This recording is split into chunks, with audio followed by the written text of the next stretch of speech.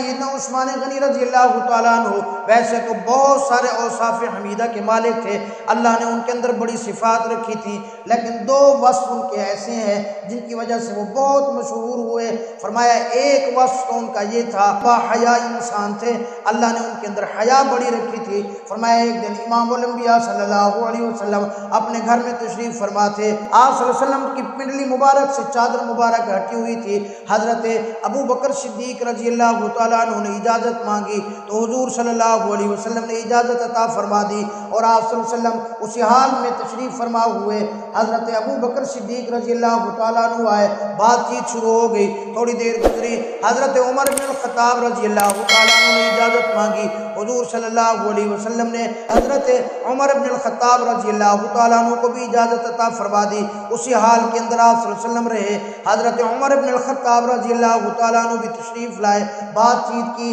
تھوڑی دیر گزری تو اجازت دروازے کے اوپر مانگی حضرت سیدنا عثمان بن عفان رضی اللہ تعالیٰ عنہ نے، تو حضور صلی اللہ علیہ وسلم نے ان کو اجازت دینے سے پہلے آپ صلی اللہ علیہ وسلم سیدھے ہو کے بیٹھ گئے، میرے آقا صلی اللہ علیہ وسلم نے اپنی پنڈلی مبارک کے اوپر کپڑا بھی سیدھا کر دیا، پھر حضرت عثمان غنی رضی اللہ تعالیٰ عنہ کو اجازت عطا فرمائی، اللہ اکبر، وہ بھی تشریف لائے، جب سارے صحابہ چلے گئے، صحابہ اکرام رضوان اللہ علیہم اجمعین کے چلے جانے کے بعد اما عائشہ صدیقہ رضی اللہ تعالیٰ عنہ نے عرض کیا، یا رسول اللہ میں نے دیکھا میرے ابا حضرت ابو بکر صدیق آئے، آپ اسی حال میں بیٹھے رہے، اللہ اکبر، حضرت عمر بن الخطاب رضی اللہ تعالیٰ عنہ تشریف لائے، آپ اسی حالت میں رہے، جب حضرت عثمان بن عفان رضی اللہ تعالیٰ عنہ تشریف لائے، آپ سیدھے ہو کے بیٹھ گئے اور آپ نے اپنی پنڈلی مبارک کے اوپر بھی کپڑا ڈال دیا، اس کی کیا وجہ میری سمجھ میں نہیں آئی، اللہ اکبر۔ امام الانبیاء صلی اللہ علیہ وسلم نے ارشاد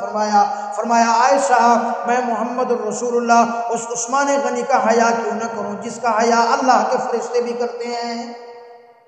اللہ کے فرشتے بھی جس عثمان کا حیا کرتے ہیں، میں محمد الرسول اللہ بھی اس کا حیا کرتا ہوں۔ امام الانبیاء صلی اللہ علیہ وسلم نے حضرت عثمان غنی رضی اللہ تعالیٰ عنہ کا حیا کیا، اللہ کے فرشتے بھی حضرت عثمان غنی رضی اللہ تعالیٰ عنہ کا حیا کرتے ہیں، لیکن آج کے بدبخت چوڑے چمار بدتماش اٹھ کے کھڑے ہو کے جاتے ہیں اور حضرت عثمان غنی رضی اللہ تعالیٰ عنہ کی شان اقدس کے اندر گستاخی کرنے لگتے ہیں، حضرت عثمان غنی رضی اللہ تعالیٰ عنہ پر زبان درازی کرتے ہیں، ارے فرشتوں نے تو ان کا حیا کیا لیکن تجھے حضرت عثمان کا حیا نہ آیا۔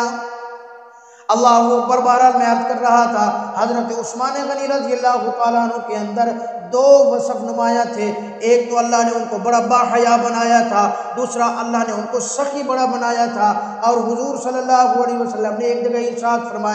فرمایا سخی اللہ کا حبیب ہوتا ہے، سخی اللہ کے قریب ہوتا ہے، سخی اللہ کا محبوب ہوتا ہے، جو جتنا بڑا سخی ہوگا وہ اللہ کے اتنا زیادہ قریب ہوگا۔